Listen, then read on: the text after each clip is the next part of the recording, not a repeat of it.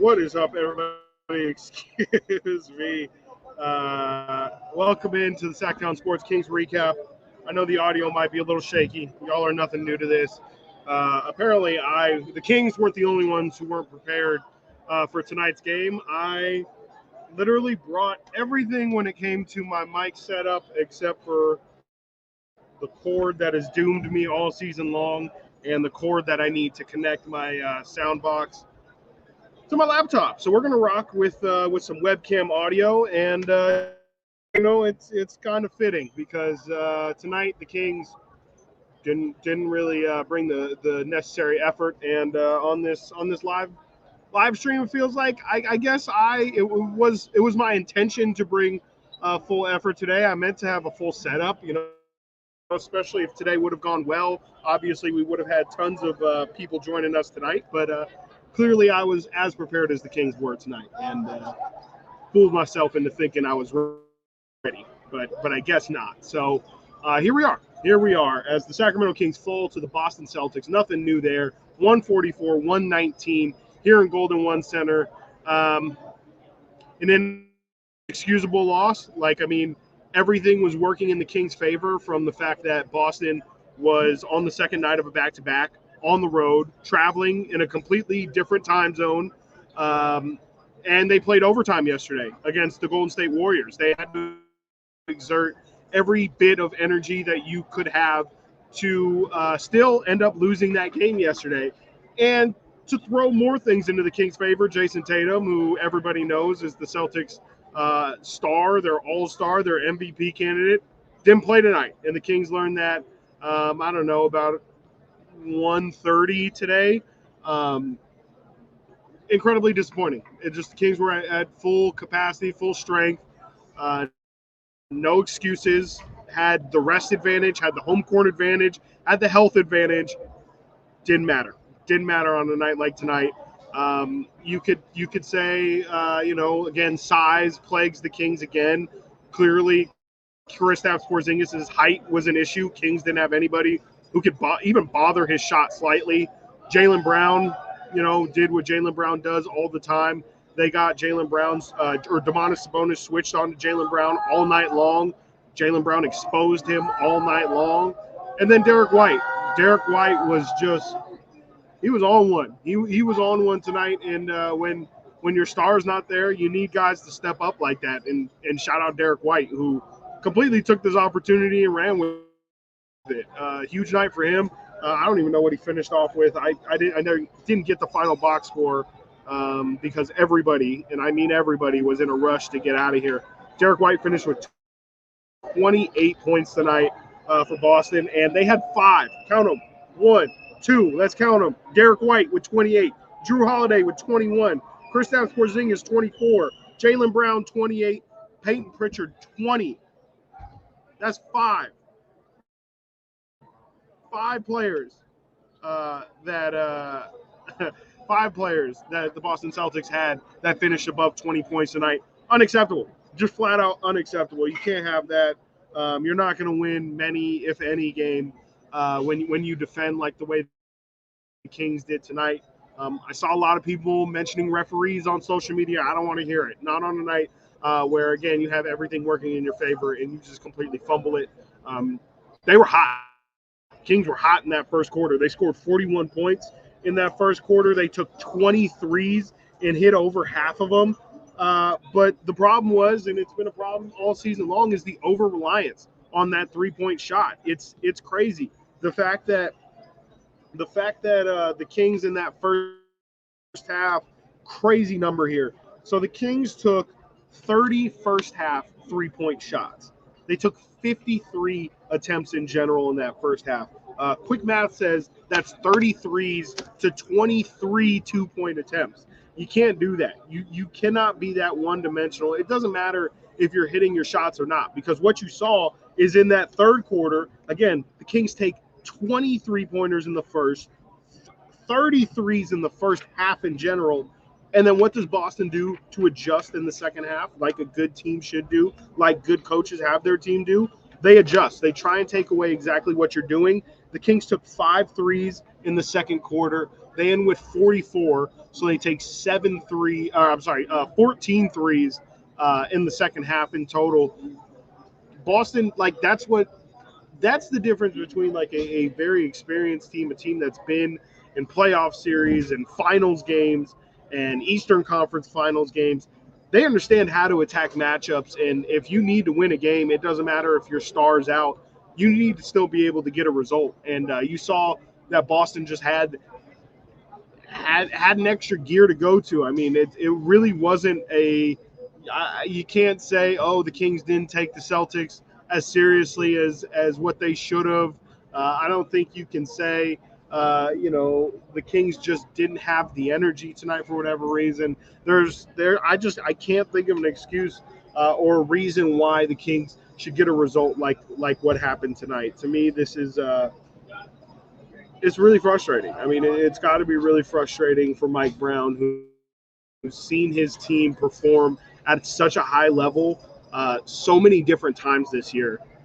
And it feels like, again, when everything is lined up so perfectly for them, those are the games where they can't seem to make it easy. They always have to make it hard on themselves. And one day it won't be like this. I hope, I pray for nights like that, to quote Meek Mill, where the Kings can just have an easy night, and it should look like an easy night on paper, and then the actual result shows it as a result that is easy. Because again, when you're a good team like the Kings are, I'm sorry, they are a good team as they move to 16-10 on the season.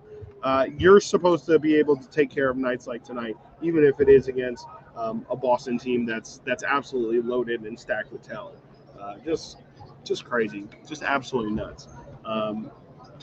Let's see here. Let's go to my notes because I was trying to have a good show today and was taking notes. First things first, to start off the game, things were looking positive. Again, the Kings scored 41 in that first quarter. It's De'Aaron Fox's birthday today, and you could tell just by watching him play to start the game. He was on fire. He hit 7 of his first 10. He was 6 of 8 from 3 in that first half. Just absolutely on one. 17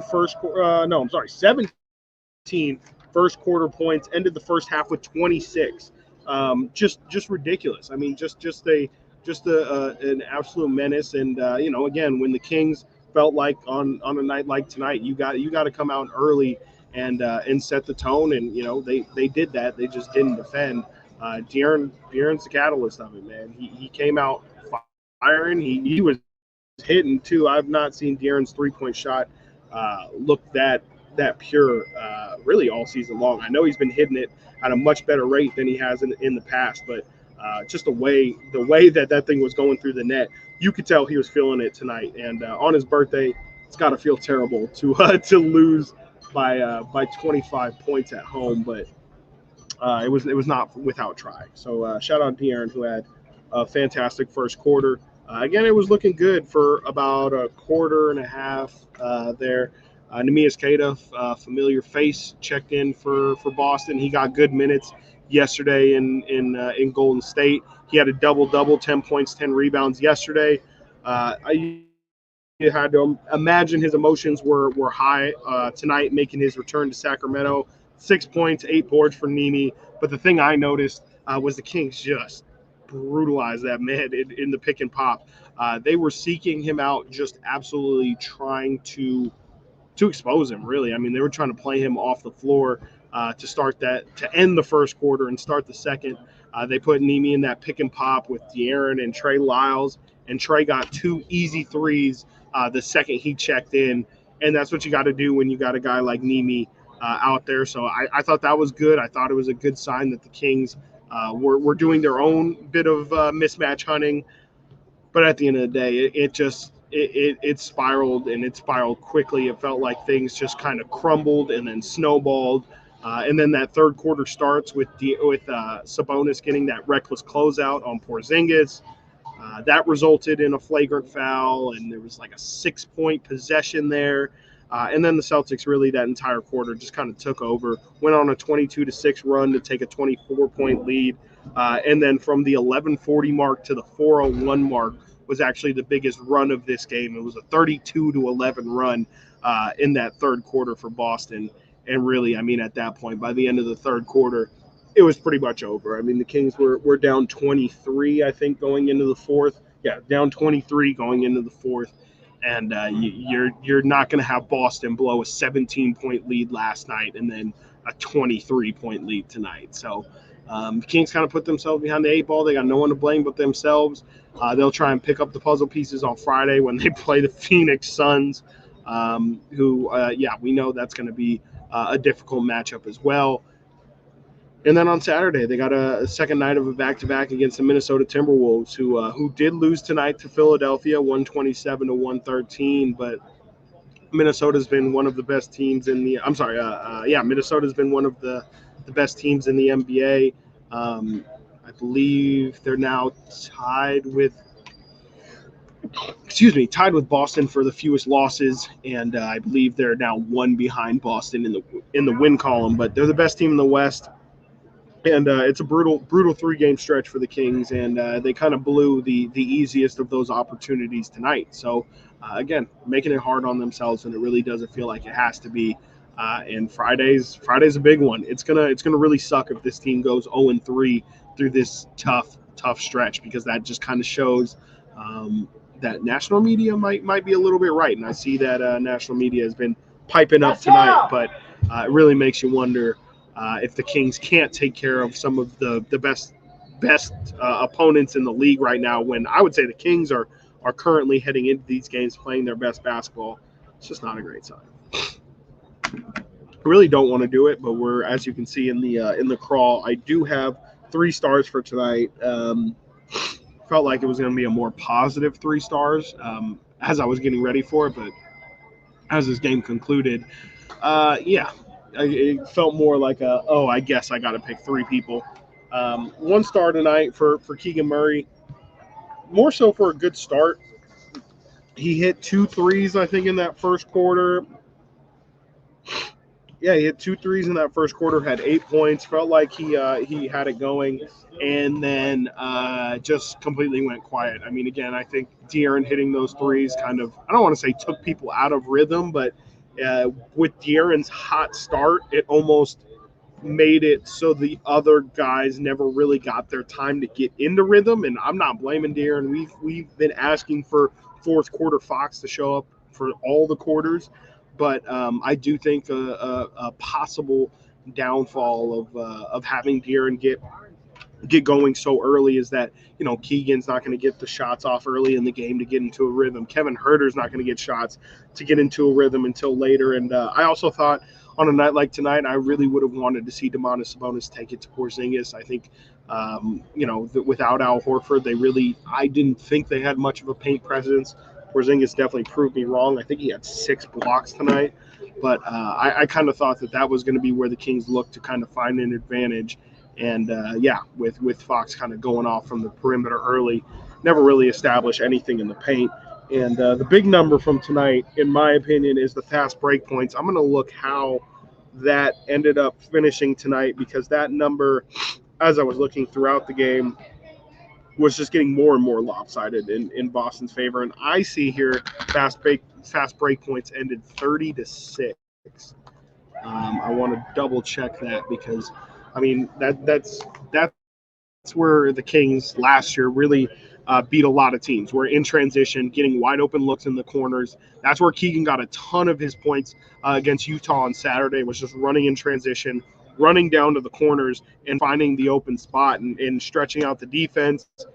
Kings didn't do any of that tonight. Now, I know also part of that is you gotta it's tough to run with pace when you're taking it from out of bounds. It's a lot easier to obviously score transition, fast break points when the other team's missing shots. That's the only way you can get fast break points. So the fact that the Boston Celtics shoot 55% from the field, 52% from 3 tonight isn't going to help the Kings in transition at all. But yeah, I'm looking at it, double checking, and 30-6 is how this game finishes on the fast break front. So Just a terrible night. Nothing really positive to take besides the fact the Kings shot well and they lost, which is a rarity. That is actually an extreme rarity for the Kings. They were the only team, them and I believe the Celtics actually were the only two teams in the NBA that had won every game that they shot over league average from three, and league average is 36.5%. So Kings shoot 48% from three tonight and get the loss. So usually that's how the Kings win games, is just hitting shots, and the other team can't hold up with their pace. The problem is they ran into a team that absolutely can do that. For every shooter the Kings have, the Celtics made it clear and obvious tonight that they can match anything you can do. I can do better. Peyton Pritchard had 20 tonight. Obviously, Jaylen Brown had 20 tonight. Kristaps Porzingis had 20 tonight. Derek White had 20 tonight, and Drew Holiday just kind of snuck in there with a cheeky 20 as well. Just terrible. Just a terrible night all around. Y'all have a fantastic night. I'm gonna call it. There's no reason to spend too much time on a night like tonight. Everybody get some sleep. Everybody enjoy the rest of your night if that's even possible. The No Beam was lit tonight. I will see y'all either tomorrow from 10 to 2 on Styles and Watkins, or Friday after the conclusion of Suns Kings. I will see y'all later.